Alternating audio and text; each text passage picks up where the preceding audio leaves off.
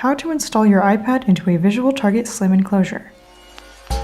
Peel off the liner of the 3M VHB tape. Using a 1.5mm Allen wrench, unscrew the set screw so that it doesn't protrude into the interior of the enclosure.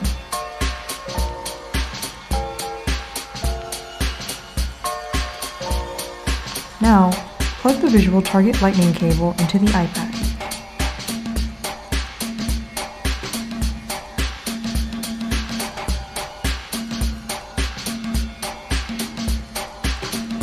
Screw the set screw into the audio port of the iPad to keep it in place.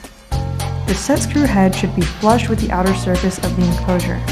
Do not move the set screw all the way in, as this can damage your iPad.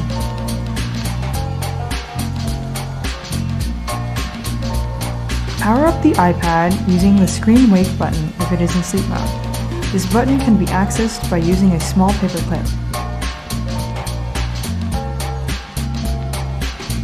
Now, to power your device, plug an RJ45 connector from your power source into the socket on the back of the enclosure.